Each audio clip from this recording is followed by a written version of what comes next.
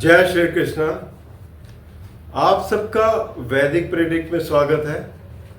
दोस्तों, आज का विषय है गुरु उदय हो रहे हैं 9 जुलाई से, क्योंकि अभी तक अस्त थे।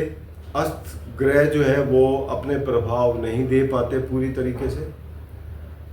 अब जब गुरु उदय हो रहे हैं 9 तारीख को, और ये क्योंकि गोचर कर रहे हैं आर्द्रा नक्षत्र में राहु के, और राहु के त्रिकोण में भी हैं, इस वजह से राहु का प्रभाव काफ़ी रहेगा। और ये आर्द्रा नक्षत्र में 13 अगस्त तक रहेंगे। तो ये जो 34 दिन है, इसमें आप देखेंगे आर्द्रा नक्षत्र जो है वो बेसिकली काफ़ी ट्रांसफॉर्मेशन का है, यानी कि बहुत बड़े बदलाव का ग्रह है जो राहु का नक्षत्र है। और ये आप देखेंगे कि ट्रेडिशंस, कस्टम्स और जो पुरानी चीज़ों पे विश्वास नहीं करता कि जैसे पहले चल रही थी वैसे ही चलती रहेंगी। तो ये हर एक इंसान की जीवन में, क्योंकि गुरु जो है वो जीव कारक भी हैं, तो हर एक के जीवन में जिन एरिया पर गुरु का प्रभाव है आपकी राशि के हिसाब से, वहाँ पर ये बहुत बड़े चेंज करने के लिए आपको प्रेरित करेगा। और उस चेंज को देखा जाए तो प्रकृति का नियम भी है चेंज। तो चेंज में ही आपको सफलता प्राप्त होती है, आप उसमें एडजस्ट होते हैं और अपने आप को एक पॉजिटिव वे में ढालते हैं। तो चेंज जो भी आता है उसे पॉजिटिव देखें, उसको एक्सेप्ट करें, और जो भी आपके उसमें फेवर में हो जो चीज़, उसको आप करें। तो ये चीज़ें आपको देखने को मिलेंगी, ये खासकर अगले 34 दिन। तो इसमें सबसे पहले हम हर एक राशि के बारे में बात करेंगे। इससे पहले कि मैं शुरू करूं, आप सबसे रिक्वेस्ट करता हूं कि अगर आपने चैनल को सब्सक्राइब नहीं किया तो कृपया सब्सक्राइब करके बेल आइकन ज़रूर दबा दें, ताकि आने वाली वीडियो की नोटिफिकेशन मिल जाए। और अगर आपको वीडियो पसंद आए तो आप इसे लाइक करें, शेयर करें, ताकि दूसरे भी इसका लाभ उठा सकें। कोई भी सुझाव, कोई भी प्रश्न अगर आता है तो ज़रूर उसका उत्तर दिया जाएगा। और कभी कभी देर लग जाती है ज़रूर, क्योंकि बहुत सारे प्रश्न, बहुत सारे क्वेश्चन आते हैं, लेकिन मैं कोशिश करूँगा सबके उत्तर देने की। तो अब शुरू करते हैं। सबसे पहले गुरु के इस परिवर्तन का जो राहु से प्रभावित है, ये मेष राशि वालों पर कैसे पड़ेगा। देखिए, मेष राशि वालों के लिए गुरु का जो गोचर है वो मिथुन राशि यानी कि तीसरे भाव पर हो रहा है, और ये स्वामी हैं भाग्य स्थान के और द्वादश भाव के।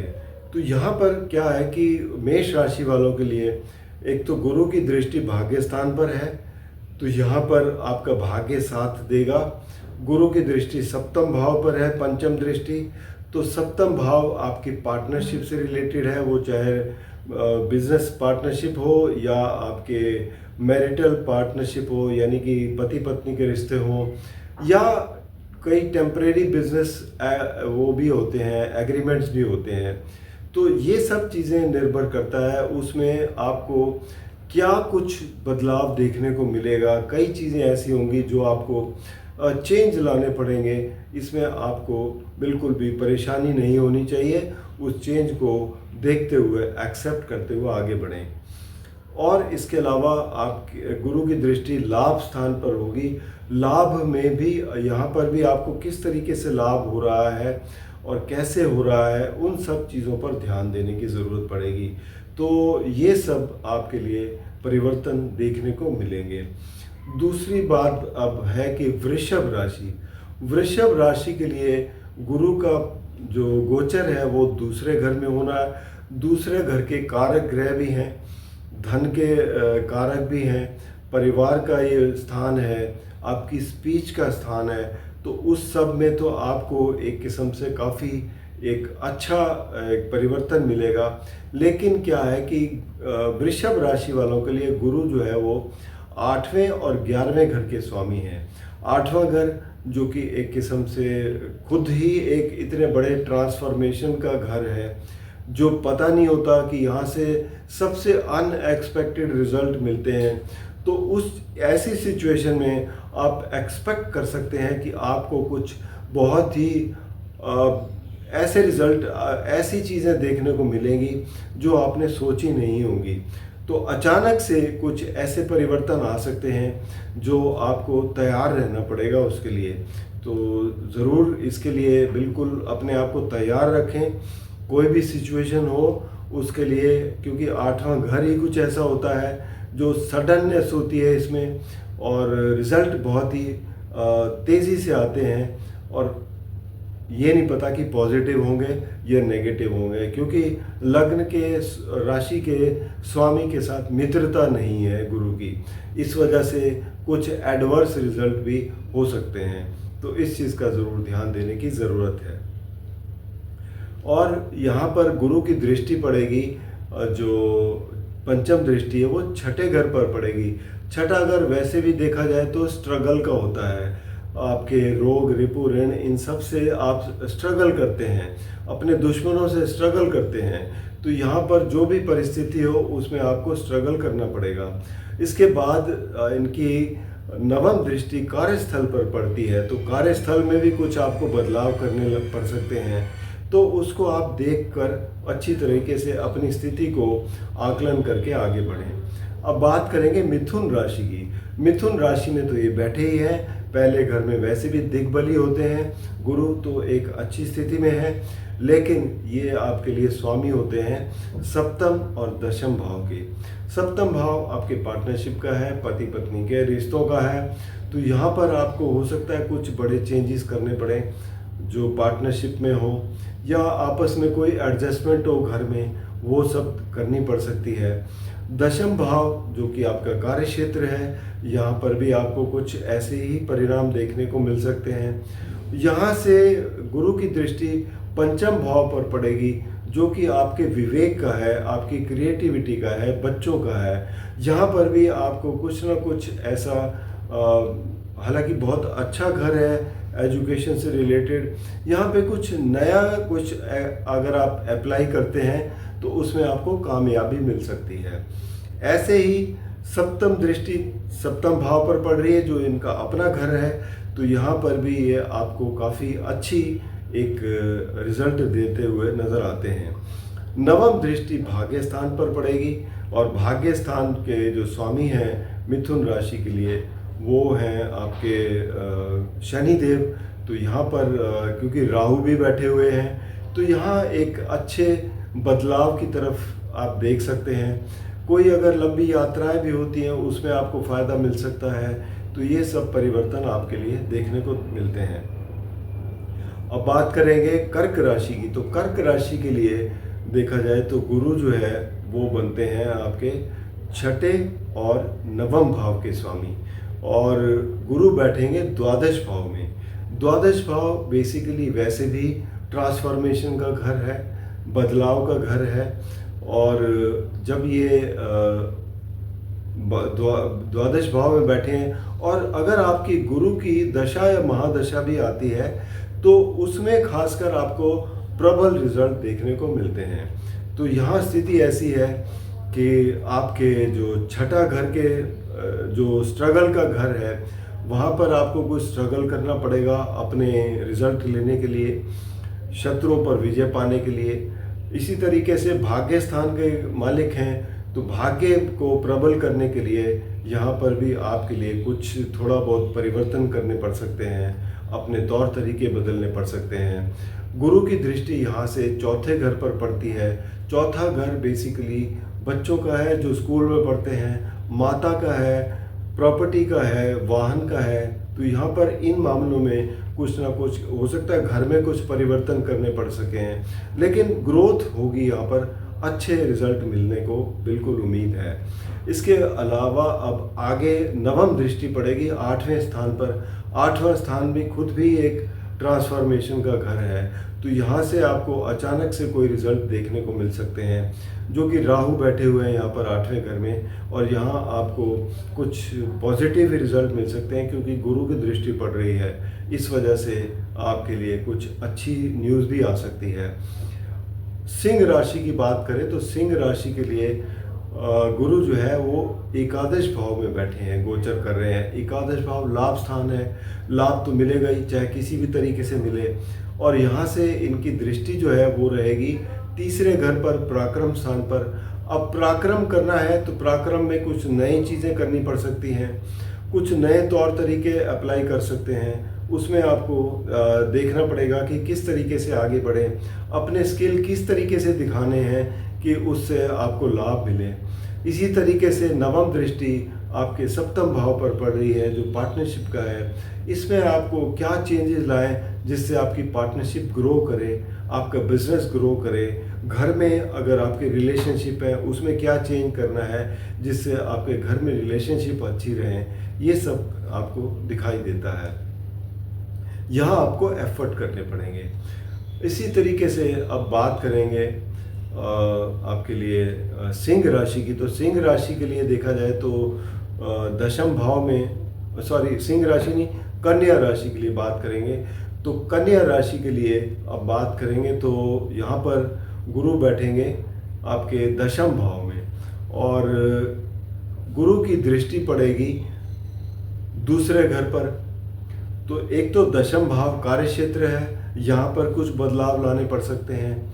दूसरा घर परिवार का है, धन का है, तो यहाँ पर भी आपको कुछ चेंजेस करने पड़ सकते हैं और अपनी जो डेली रूटीन है उसमें थोड़े बदलाव लाने पड़ सकते हैं। इसके बाद नवम दृष्टि छठे घर पर पड़ती है। छठा घर जो है वो आपके स्ट्रगल का है। स्ट्रगल में आपको लगेगा कि कुछ ना कुछ ऐसे चेंज करने पड़ सकते हैं जो आप जिस तरीके से अभी तक स्ट्रगल करते आए हैं उस तरीके को बदलना पड़ सकता है। तो ये सब आपको देखने की ज़रूरत है। ओवरऑल देखा जाए चौथे घर पर भी दृष्टि है सुख स्थान पर, तो यहाँ पर सुख में भी वृद्धि करेंगे।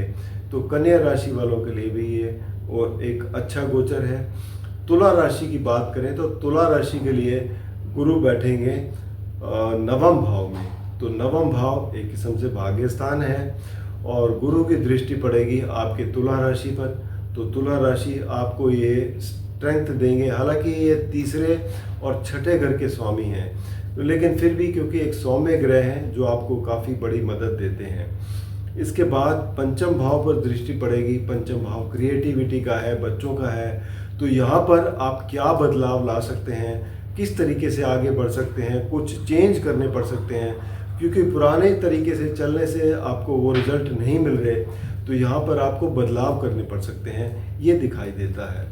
अब बात करेंगे वृश्चिक राशि की। तो वृश्चिक राशि के लिए बेसिकली गुरु बैठे हुए हैं 8वें घर में। 8वां घर वैसे ही बदलाव का है और वृश्चिक राशि के लिए दूसरे और पंचम भाव के स्वामी हैं। तो धन भाव के स्वामी हैं, परिवार के भाव के स्वामी हैं।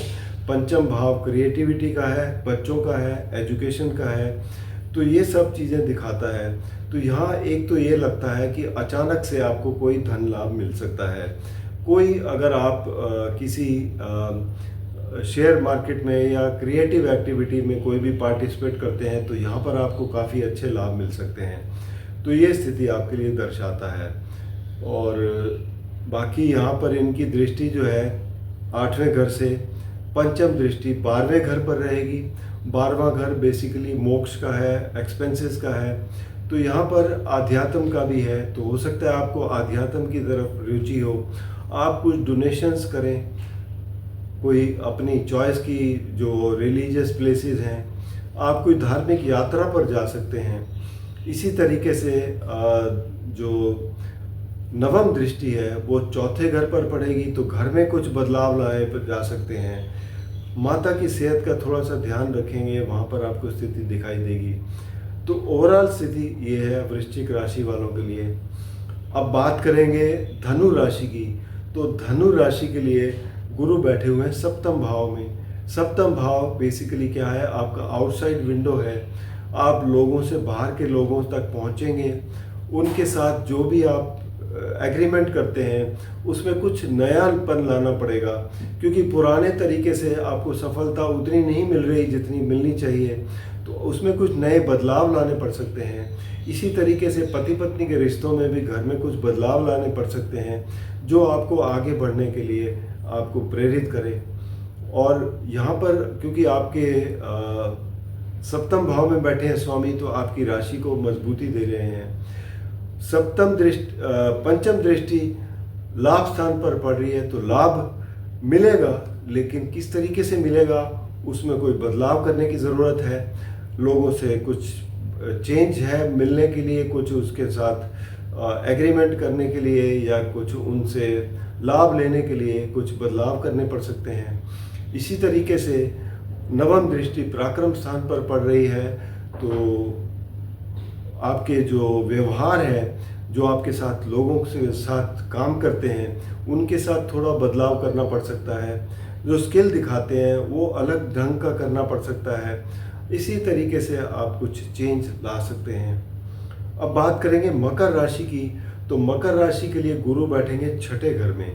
छठे घर में वो भी एक किस्म से एक मित्र राशि में नहीं है, तो थोड़ा यहाँ पर गुरु की स्थिति कमज़ोर हो जाती है। तो यहाँ पर बेसिकली आपके स्ट्रगल बढ़ेंगे, और स्ट्रगल बढ़ेंगे तो आपको कुछ नए तरीके सोचने पड़ेंगे कि किस तरीके से अपने आप को इस काबिल बनाना है कि आप उस स्ट्रगल से पार पा पाएँ।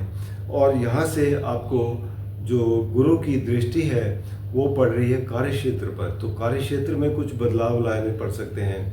हो सकता है जो जिस तरीके से आप पीछे काम करते आए हैं उसमें आपसे कुछ खुश ना हो आपके सीनियर्स, तो जो वो चाहते हैं उनके अकॉर्डिंगली करें, उससे आपको सहायता मिलेगी। इसी तरीके से जो आपके नवम दृष्टि है गुरु की, वो पड़ रही है धन भाव पर, तो धन को किस तरीके से संचित करना है, परिवार में किस तरीके से व्यवहार करना है, ये सब चीज़ों में बदलाव लाना पड़ सकता है, ये आपको करने पड़ेंगे। अब बात करेंगे कुंभ राशि की, तो कुंभ राशि के लिए ये पंचम भाव में बैठेंगे। पंचम भाव एक बहुत ही अच्छा त्रिकोण है, गुरु की स्थिति यहाँ अच्छी बताई जाती है। आप शिक्षा के क्षेत्र में अच्छे करेंगे, बच्चों से अच्छे रिजल्ट मिलेंगे। और इसके अलावा अगर आपको कुछ चेंज लाना पड़े अपने क्रिएटिविटी लाने के लिए, तो वो करना पड़ सकता है आपको। साथ ही में गुरु जो है आपके लिए देखा जाए तो धन से रिलेटेड भावों के स्वामी हैं, और धन के मामलों में जो भी आप लाभ लेते हैं या संचित करते हैं उसमें आपको नए तरीके अडॉप्ट करने पड़ेंगे, उसमें आपको कुछ ना कुछ बदलाव लाना पड़ेगा। और साथ ही में इनकी दृष्टि यहाँ से नवम भाव पर रहेगी जो कि भाग्य स्थान है, तो यहाँ पर भाग्य स्थान में आपको यानी कि कुछ पिता से मदद लेनी पड़ेगी, कुछ लंबी यात्राएं में जाना पड़ सकता है जो आपके लिए कारगर सिद्ध हो। इसी तरीके से आपकी राशि पर भी इनकी दृष्टि रहेगी, जो आपको क्योंकि राहु बैठे हुए हैं यहाँ पर, आपकी इच्छाएं पूर्ति करते हैं, लेकिन कुछ बदलाव के साथ, कुछ नए ढंग से, कुछ नए तरीके अपनाकर वो सब करने पड़ेंगे। अंत में बात करेंगे मीन राशि की, तो मीन राशि के स्वामी हैं गुरु, और ये बैठेंगे चौथे घर में जो सुख स्थान है। तो यहाँ पर बैठकर आपके सुख में तो वृद्धि करेंगे, लेकिन क्योंकि ये आपके दशम भाव के भी स्वामी हैं, वहाँ पर भी दृष्टि है, तो दशम भाव में कार्यक्षेत्र पर आपको कुछ बदलाव लाने पड़ सकते हैं। कुछ अपने सीनियर्स के साथ तालमेल बिठानी पड़ेगी, अपने जो लोग काम करते हैं उनके साथ तालमेल बिठानी पड़ेगी, ताकि आपका जो काम है वो उसमें जो चेंज करना पड़े वो करिए, ताकि आपका काम जो है स्मूथ चलता रहे। इसी तरीके से यहाँ से पंचम दृष्टि आठवें घर पर पड़ेगी। आठवां घर वैसे ही बदलाव का है, तो कुछ बदलाव बता ही रहा है आपको कुछ करने के लिए। और इसी तरीके से आपके जो नवम दृष्टि है यहाँ से वो पड़ेगी आपके द्वादश भाव पर। द्वादश भाव भी चेंज का है, तो कुछ हो सकता है आपको चेंज लाए उसमें। आप हो सकता है कि लंबी यात्रा पे जाएं जिससे आपको लाभ हो, तो ये सब देखने को मिल सकता है आपको। तो ये खासकर 34 दिन का पीरियड आप बहुत ही अच्छी तरीके से इसको देखें। जो बदलाव आ रहे हैं उसको पॉजिटिवली लें और अपने हिसाब से अपने उस कार्यक्रम को आगे बढ़ाएं। बाकी आपकी अगर कुंडली में व्यक्तिगत रूप से अगर कोई भी ऐसी समस्या आती है, क्योंकि देखिए ये रिजल्ट तो जनरल से होते हैं, लेकिन आपकी कुंडली में कुछ अलग स्थिति है ग्रहों की जिससे आपको ऐसे रिजल्ट देखने को नहीं मिलते, तो उसके लिए आप नीचे दिए गए नंबर पर संपर्क कर सकते हैं, अपनी कुंडली का विश्लेषण करवा सकते हैं। और उपाय के तौर पर गुरु के लिए आप हमेशा विष्णु सहस्त्र नाम का जाप करें, यह आपके लिए बहुत अच्छा रहेगा। और राहु के लिए आप कर सकते हैं बाबा भैरवनाथ की सेवा या रुद्र अभिषेक कर सकते हैं, ये आपके लिए बहुत अच्छे रहते हैं। धन्यवाद।